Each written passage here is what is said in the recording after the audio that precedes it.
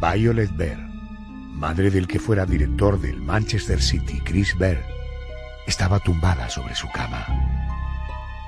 La mujer, ya anciana y enferma, hacía tiempo que estaba postrada en una cama, pero los médicos habían asegurado que viviría algunos años más si se cuidaba adecuadamente. El doctor Harold Chipman entró en la habitación, sujetando con aparente ternura la mano de la mujer. Ella, confiada, le devolvió la sonrisa.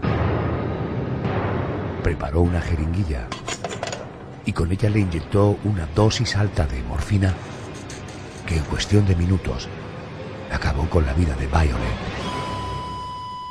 En el certificado de defunción, el médico dejó escrito que había fallecido por un paro cardíaco.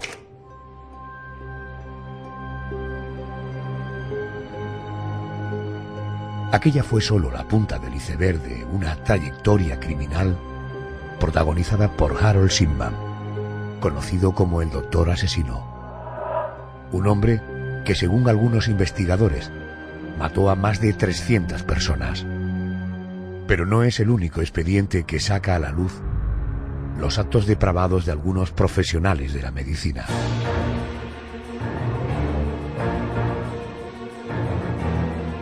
Esta noche conoceremos el caso de Charles Cullen, el enfermero asesino, un hombre que fue de hospital en hospital, suministrando elevadas dosis de medicamentos a sus pacientes, provocando, según algunos indicios, la muerte de al menos 400 personas.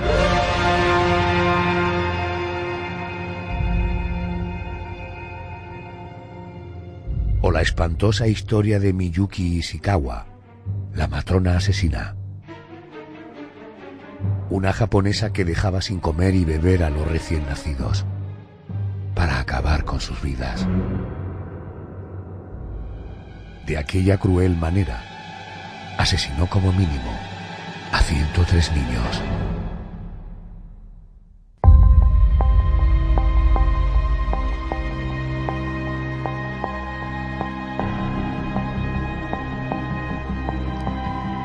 Esta noche abrimos un expediente en torno al mundo de la medicina desde la perspectiva probablemente más perversa. Vamos a poner sobre la mesa los perfiles de profesionales de la salud que, ejerciendo sus obligaciones laborales, han llegado a matar. Y vamos a comenzar precisamente por un médico. Un hombre al que apodaron, y no por casualidad, el Doctor Muerte. José Manuel, ¿de quién estamos hablando? Nos referimos a Harold Chipman, nacido en Nottingham, en Inglaterra, el 14 de enero de 1946. Una de las experiencias que más le marcaron, y que además tiene mucho que ver con su modus operandi como asesino, ocurrió cuando tenía 17 años. Por aquel entonces, su madre, con solo 43 años, enfermó de cáncer de pulmón y Harold la vio consumirse, rabiar de dolor, por lo que los médicos le suministraban de manera muy frecuente morfina para que sufriera menos. La enfermedad fue fulminante. Falleció en aquel mismo año, en 1963. ¿Esa muerte pudo despertar en él la vocación por la medicina? Seguramente. Durante sus años de estudiante él siempre destacó por su obsesión por los medicamentos narcóticos. Por cierto, mientras estudiaba comenzó una relación con la hija de un granjero, Penrose se llamaba. Ella se quedó embarazada, así que se casaron en 1965 y fueron padres de 4 hijos. Harold Shipman se licenció en medicina y cirugía en el año 70 y comenzó a trabajar en un hospital de West Yorkshire. ¿Qué hay escrito? ¿Qué se dice? ¿Cómo era como médico?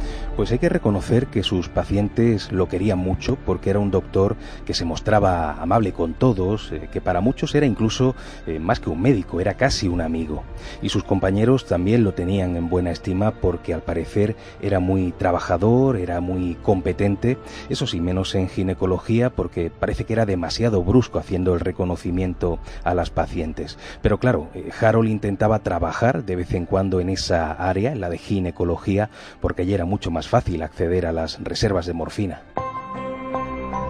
Aquella morfina, como ahora veremos, la usó como arma mortal con sus pacientes y también para su propio consumo.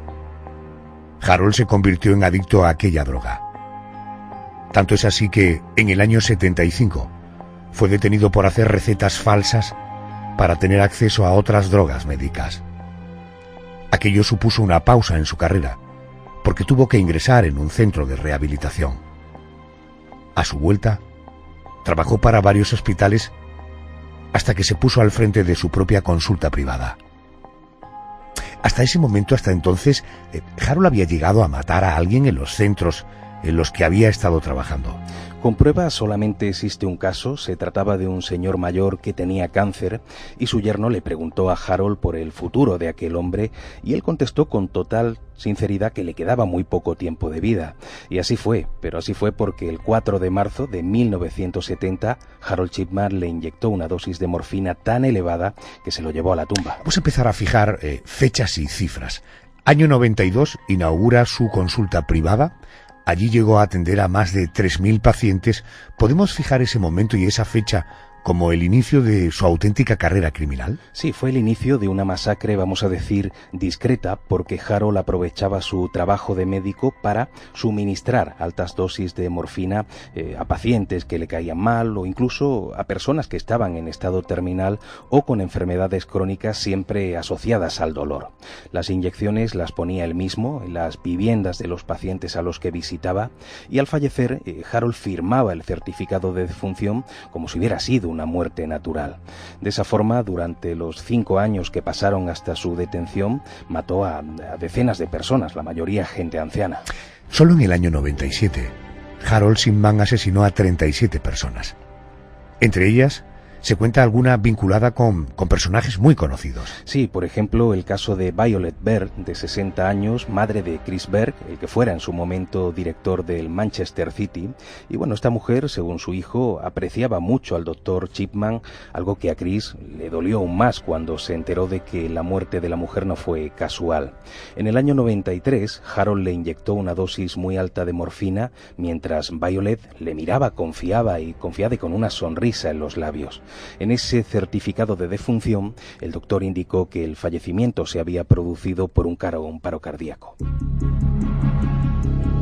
En marzo de 1998, una doctora que siempre había estado enfrentada al doctor Chipman, la doctora Linda Reynolds, visitó al jefe de medicina legal del distrito para poner en su conocimiento el alto índice de muertes entre los pacientes de Harold. La doctora estaba convencida de que esas muertes no eran normales, no eran naturales.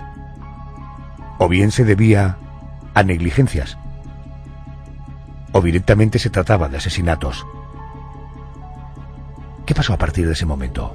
Ocurrió algo lamentable que además luego sería criticado por los familiares de las víctimas, porque la policía detuvo preventivamente a Harold, pero no realizó correctamente la investigación y ante la falta de pruebas, este médico asesino fue puesto en libertad y además el caso se cerró temporalmente. Pues bien, en ese tiempo, Harold Chipman siguió matando a pacientes. Aunque ya hemos dado algunas cifras, conviene insistir en que el número total de víctimas se desconoce, ¿verdad? Sí, es imposible saberlo con seguridad. Date cuenta, Adolfo, de que en su labor profesional este hombre certificó la muerte de más de 500 personas. Estamos hablando de un número bestial. Por ponerte un ejemplo, son 300 muertes más que el médico que más certificados había expedido hasta ese momento en Reino Unido. O sea, cabe la posibilidad de que Harold asesinara a más de 300 personas. ¿Se sabe cuál fue la última víctima del doctor Muerte? Sí, fue una anciana llamada Catherine Grundy. Ella murió por una sobredosis de morfina que le administra Harold el 24 de junio de 1998. Pero la hija de la víctima, la abogada Angela Woodruff, comenzó a sospechar porque se entera de que su madre había cambiado el testamento y había dejado todos sus ahorros al propio doctor. Eso motiva que ponga una denuncia que sirvió para que la policía reabriera el caso y por suerte, como la fallecida no había sido incinerada, al exhumar y analizarse su cuerpo se encontraron en él rastros de un exceso de morfina, algo que fue suficiente para detener de nuevo a Harold el 7 de septiembre de aquel mismo año. Las declaraciones de Harold Chipman ante la policía fueron muy significativas. El doctor asesino dijo: Yo tengo voluntad de control sobre la vida y la muerte. Puedo curar y puedo matar. Soy un médico y en mis manos está el poder de la vida y de la muerte. No soy un instrumento de Dios. Cuando estoy con un paciente, yo soy Dios. Soy un ser superior. José Manuel, ¿cómo fue el juicio contra él? Lo primero que se hizo fue examinar un buen número de muertes de sus pacientes y aquello sirvió para comprobar que efectivamente todos habían fallecido por una sobredosis de morfina. En ese juicio, que se inicia el 5 de octubre del 99, fue procesado por la muerte de 15 personas y finalmente se le condenó por todas ellas el 31 de enero del año 2000. La pena fue de 15 cadenas perpetuas, una por cada víctima. El juez Forbes, encargado del caso, le dijo a Harold Shipman: usted ha cometido horrendos crímenes. Asesinó a cada uno de sus pacientes con una calculada y helada perversión de su capacidad médica. He leído que no pudo cumplir su condena, que ocurrió algo, ¿no? No se pudo cumplir porque este hombre, el conocido como el Doctor Muerte, cuya arrogancia, como hemos visto, le empujaba a querer controlar quién debía vivir y quién debía morir, se suicidó finalmente ahorcándose en su celda el 13 de enero del año 2004. Había usado para ello las sábanas para hacer una soga que luego amarró a los barrotes de la celda. Gerald murió a los 57 años sin reconocer ni un solo crimen y por lo tanto nunca se mostró arrepentido. Después de su muerte creo que hubo una polémica vinculada a la pensión que cobró su mujer que, por cierto, estaba absolutamente convencida de la inocencia de su marido, ¿no? Hombre, aparentemente ella nunca supo nada de los crímenes que cometió su marido, al igual que sus hijos, que siempre estuvieron al margen de todo. Pero sí, como bien dices, Penrose cobró una pensión de unos 15.000 euros al año, algo que, como es lógico, no sentó muy bien a los familiares de las víctimas porque ellos la señalaban como la mujer del asesino y lo que no querían era mantenerla con los impuestos que ellos mismos pagaban. Pero eso no se pudo cambiar. Lo que sí se mejoraron fueron las leyes británicas sobre la medicina y sobre los certificados de defunción. Tras su muerte, Harold Shipman se convirtió en una especie de antimito, un personaje que protagonizó canciones, pinturas, documentales, tiras cómicas y que apareció en series policíacas como La Ley y el Orden.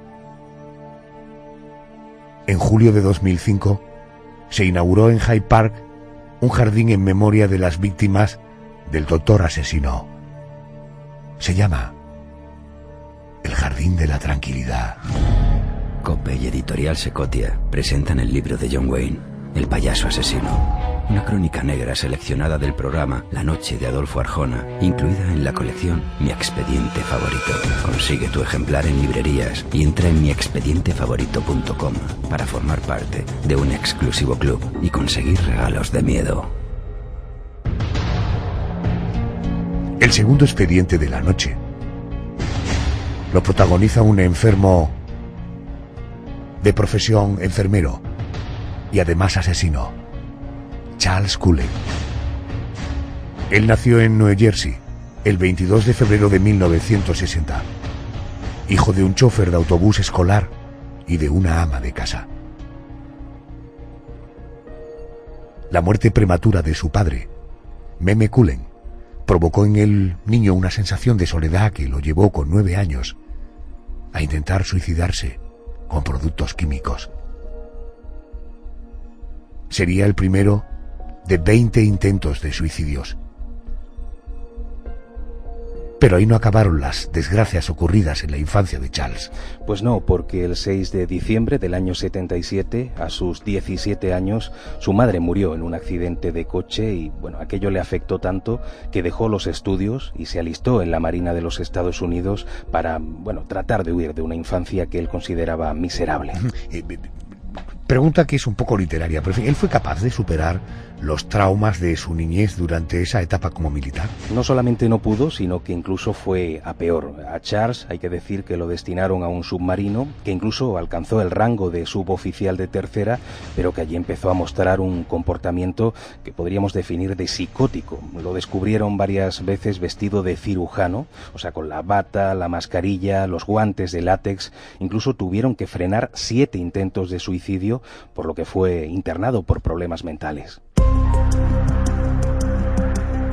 Parece claro que disfrazarse de médico le gustaba al punto que ese mismo año, en el año 84, él se matricula en la Escuela de Enfermería de Montclair en New Jersey, ¿no? Él sentía que era su auténtica vocación y parece que avanzó bastante en los estudios hasta el punto de que se graduó en el año 87. Su primer trabajo fue en la unidad de quemados del Hospital San Barnabas en Livingston, en Nueva Jersey, y ese mismo año se casó con Adrienne Taub, con la que tuvo 2 hijos. La psicopatía de Charles Cullen no fue a menos. Estando de servicio en el hospital, a veces planeaba robar narcóticos para suicidarse. Como era complicado, en una ocasión se clavó unas tijeras en la cabeza y tuvieron que operarlo de urgencia. Hecho este relato, ¿cuándo comete su primer asesinato? Ocurrió el 11 de junio del año 88 y la víctima era un juez, hablamos de John Yengo, que estaba ingresado en el hospital por una reacción a un medicamento anticoagulante. Pues bien, Charles le administró una dosis elevada de medicación por vía intravenosa y aquello provocó la muerte inmediata del paciente. Pero no fue el único, ocurrió algo parecido por aquel entonces con un paciente con SIDA al que le administró una cantidad alta de insulina. Y así fue con muchos otros enfermos. De hecho, ni siquiera se sabe el número exacto de víctimas. En 1992, Charles fue expulsado del hospital cuando se descubrió que varias bolsas de líquido intravenoso estaban contaminadas y había provocado la muerte de decenas de pacientes. Se sospechaba de él, aunque no se pudo probar, pero fue despedido.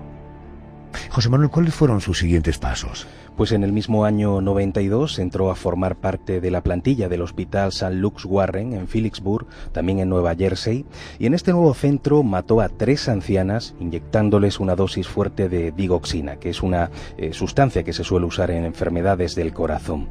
Ese mismo medicamento se lo administró a una mujer de 91 años que estaba en su habitación recuperándose de una operación. Él entra con mucho cuidado, le inyecta el líquido, pero la señora vivió pocas horas más y tuvo el tiempo suficiente para contar a sus familiares que había visto entrar con sigilo a un enfermero con un aspecto un tanto sospechoso, pero nadie le hizo caso. Cosas de la edad, pensaron. A partir de ese momento, la vida personal de Charles Cullen se quiebra. Se divorcia de su esposa, se va a vivir solo, es denunciado por violencia doméstica y por impago de pensión.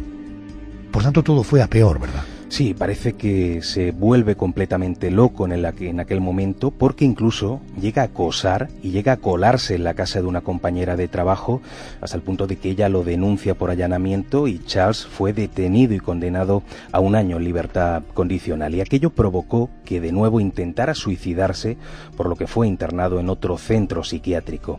Como es lógico, tuvo que dejar su trabajo en el hospital. Pero las cosas que pasan en la vida, vuelve a trabajar como enfermero poco después. Vuelve a trabajar. Estuvo 2 años, desde el año 96, en la unidad de cuidados intensivos del Hospital Hunterdon, en el municipio de Flemington, donde se supone que mata a otros 5 pacientes inyectándoles sobredosis de digoxina.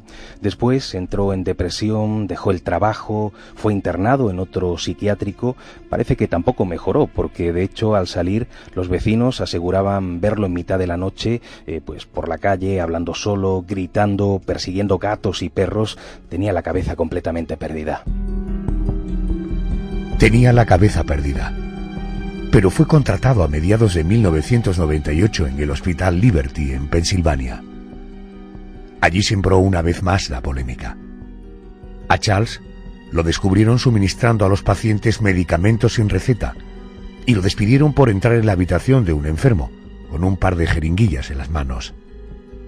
Se supone además que fue el causante de la muerte de un paciente, algo que se silenció al no existir pruebas directas.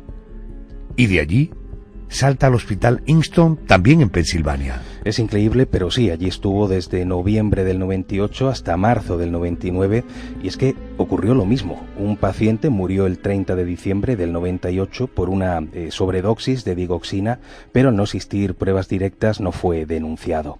Y claro, lo peor de todo esto es que no estaba quedando ningún tipo de rastro, vamos a decir, informático, lo que le permitía salir de un hospital y ser contratado en otro. De hecho, el siguiente paso del enfermero asesino fue trabajar en la unidad de quemados del hospital Lake Valley, donde mató a 6 pacientes e intentó hacer lo mismo con otros. En enero del año 2000, Charles Cullen intentó suicidarse una vez más. Fue en su casa, en la bañera. Colocó cerca una parrilla de carbón para intoxicarse con monóxido de carbono. Pero una llamada de los vecinos, alertando del mal olor, provocó que acabara siendo rescatado y después internado durante un tiempo en otro psiquiátrico. Es cierto que, a pesar de las sospechas que había sobre él, consiguió un acuerdo para no ser investigado. Sé que suena un poco surrealista, pero las autoridades de este hospital descubren que había manejado medicamentos junto a pacientes que habían fallecido en circunstancias extrañas, pero le dieron la opción de dimitir y de marcharse. O sea, si no lo hacía, sí sería despedido e investigado. Charles, como es lógico, dimitió, se fue, y eso ocurrió en el mes de junio del 2002. Bueno, por suerte para la sociedad, algunos compañeros de Charles decidieron visitar por su cuenta al fiscal del distrito para informarle de lo que estaba pasando. Sí, pero el fiscal no encontró pruebas porque el hospital llega a ocultarlas con tal de evitar un escándalo, así que Charles no tuvo cargos de ningún tipo y en septiembre de ese año empieza a trabajar en otro hospital. Hablamos del hospital Somerset en Nueva Jersey. Allí, con inyecciones de insulina, con inyecciones de digoxina, asesinó al menos a 15 pacientes. Aquí sí que la directiva del hospital no pudo mantener el asunto a puerta cerrada y no le quedó otra que denunciar a las autoridades, que pusieron por suerte fin a los asesinatos de Charles Cullen. Hasta el mismo día en el que yo fui despedido, a mí nadie en el hospital me dio indicación alguna. Estaban pasando cosas raras en el hospital de Somerset. El personal sospechaba de mí, pero ellos me dejaron hacer lo que quise hasta la noche antes de despedirme. Necesitaban estar seguros para poder ir contra mí y permitieron que fuera a mi aire. Tenía la completa seguridad de que me iban a despedir. Yo les noté extraordinariamente amables aquella noche, algo que me extrañó mucho. El enfermero asesino fue detenido el 12 de diciembre de 2003, mientras almorzaba en un restaurante. Ante los detectives, confesó haber matado a 40 pacientes, aunque estaba claro que esa no era la cifra real. A partir de ahí, ¿qué se sabe sobre el juicio que se celebró? Se sabe que nuestro protagonista llegó a un acuerdo con la fiscalía porque quería evitar la pena de muerte a cambio de colaborar con las autoridades. Además, se explicó que mató a todos aquellos pacientes para evitarles sufrir a causa de sus enfermedades, pero aquello no cuadraba con la realidad porque buena parte de esos pacientes asesinados no eran enfermos terminales, era gente que iba a ser dada de alta en poco tiempo, por lo que se deduce que los crímenes de Charles obedecían más bien a un impulso incontrolado de matar. Por la revisión que hemos hecho en la documentación, parece que por falta de pruebas solo fue condenado por 18 de sus asesinatos. Efectivamente, se le condenó por 18 asesinatos a 18 cadenas perpetuas, pero varios investigadores llegaron a cifrar las posibles víctimas mortales en más de 400. Eso sí, Charles no podrá solicitar libertad condicional hasta dentro de más de 300 años. Actualmente cumple su condena en la prisión de Trenton, en Nueva Jersey. Tras el caso Cullen, se adoptaron nuevas leyes en los hospitales para que los directores de los centros tuvieran la libertad de solicitar informes psicológicos y penales de futuros empleados. Medidas para evitar un nuevo enfermero asesino. Como acabamos de ver, casos como el de Charles Cullen sirvieron para que las autoridades en Estados Unidos se plantearan medidas que evitaran sucesos de este tipo y que en todo caso permitieran solucionar estos problemas si se llegaban a producir. Llegados a este punto, nos proponemos conocer qué protocolos de control existen en España en caso de que se produjeran acontecimientos tan dramáticos como los que estamos contando. Vamos a establecer contacto, hablamos a esta hora con Eduardo Rosell. Él es jefe de urgencias del Hospital Clínico de Málaga. Doctor Rosell, buenas noches y bienvenido a la COPE. Buenas noches, Adolfo, me alegro de oírte. Eduardo, en primer lugar, con las estadísticas en la mano, imagino que historias como la del doctor asesino, el Harold Chipman, o la de Charles Cullen, este enfermero asesino, esto no suele ser habitual ni desde el punto de vista universal ni desde luego aquí en España, ¿no? No, en absoluto. Esto sería una cosa totalmente infrecuente y además seguramente habría algunos datos o indicios de los propios profesionales sanitarios en que tendría un desequilibrio y se puede detectar antes de llegar a estas circunstancias, ¿no? Habitualmente aquí yo no conozco ningún caso de este tipo, ¿no? A la hora de incorporar a la plantilla de un hospital a un profesional que va a tener en su mano, en fin, la vida de pacientes, más allá de la titulación, ¿se exige algún tipo de prueba psicológica? Lo digo porque, por ejemplo, esas medidas son habituales, por ejemplo, en el caso de los controladores aéreos. Sí, en el caso de los profesionales sanitarios, tanto médicos como enfermeros, como auxiliares, como celadores, no es habitual ni hay ningún protocolo de estipular o mirar el dato, digamos, psicológico del trabajador, ¿no? Habitualmente, bueno, pues no hay por qué tomar una medida de ese tipo cuando no hay ningún antecedente, ningún tipo de sospecha, ¿no?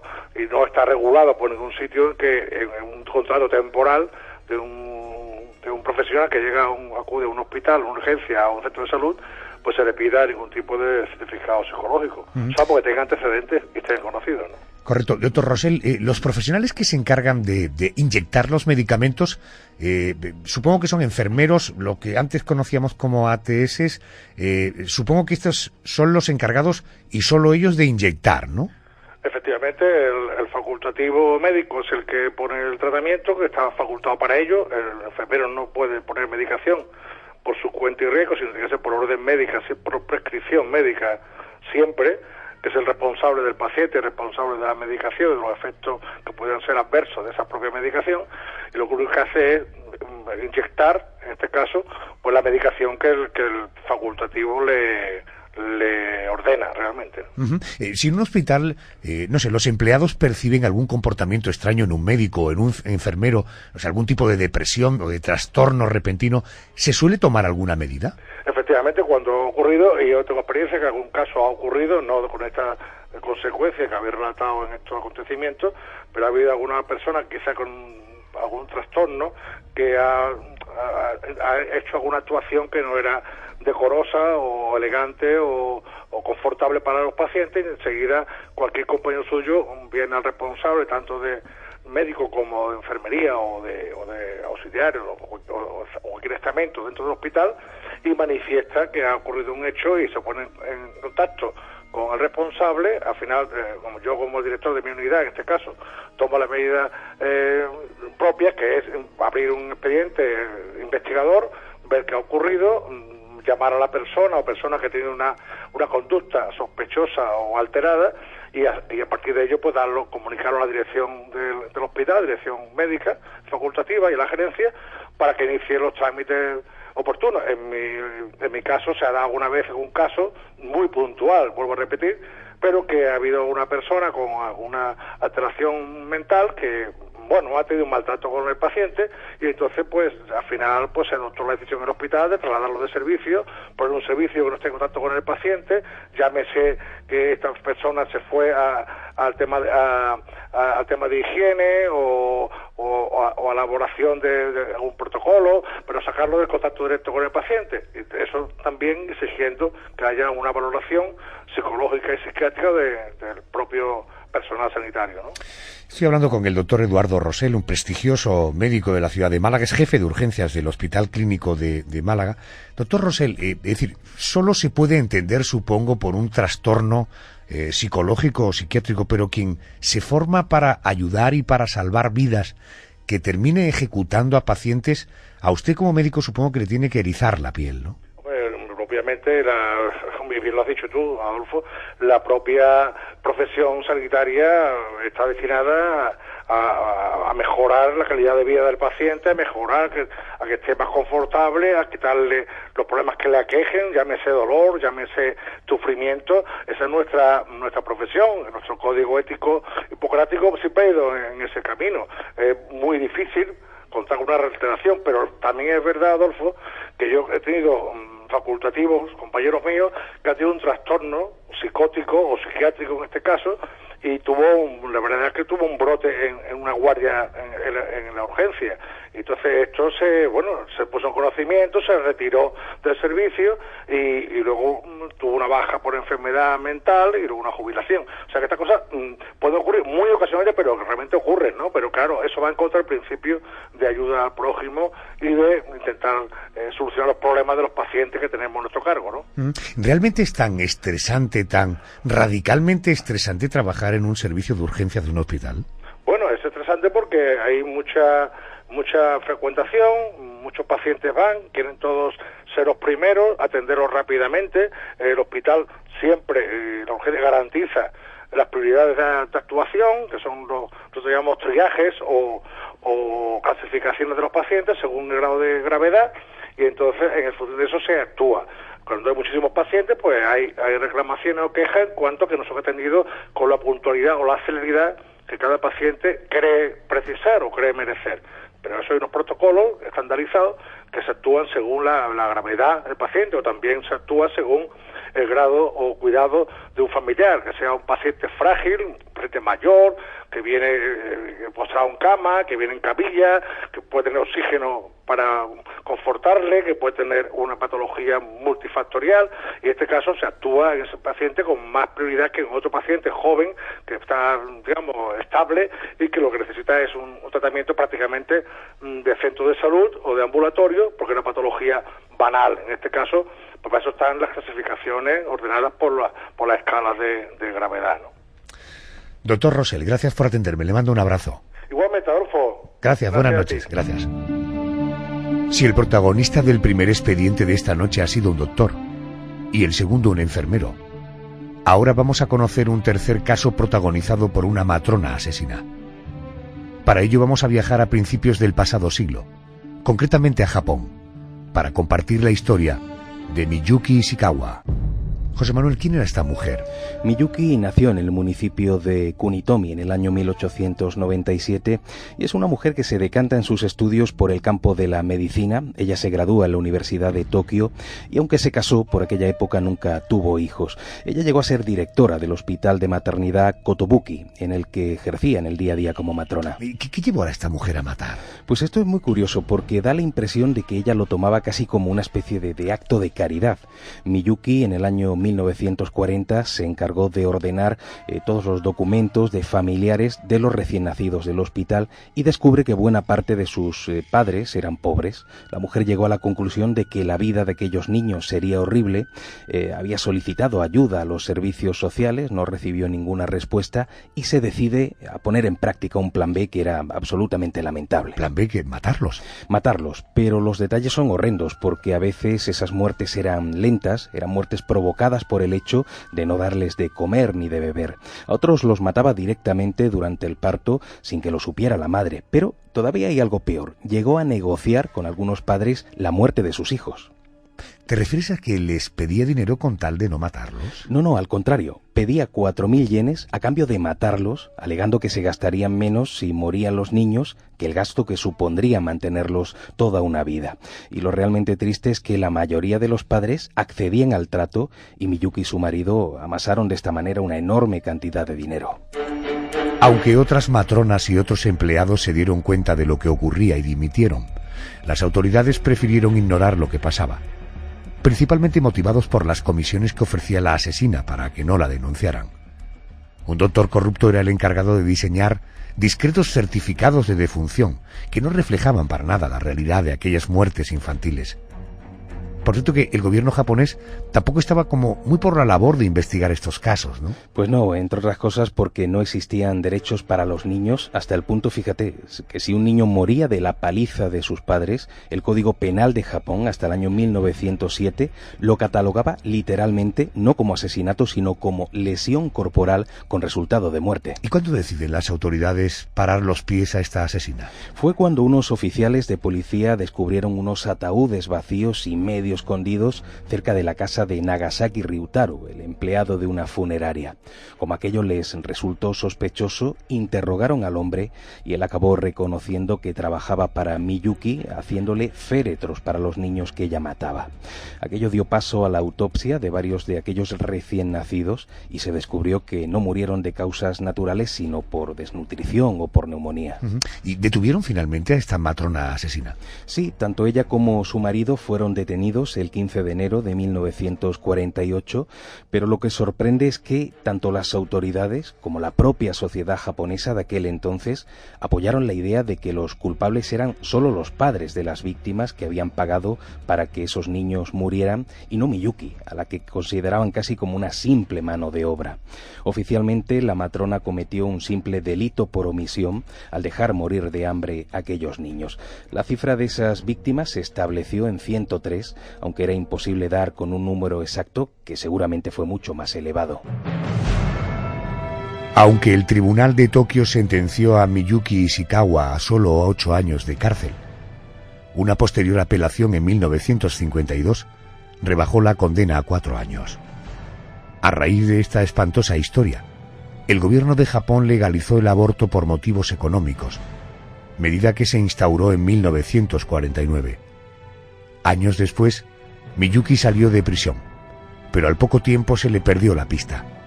Se desconoce qué fue de ella y en qué año falleció. En la página web de COPE, en la pestaña de audios, tienes esta crónica negra y naturalmente en la aplicación, tanto para teléfonos iPhone como Android, también la puedes encontrar. José Manuel, hasta la semana que viene. Gracias, buenas noches. Buenas noches.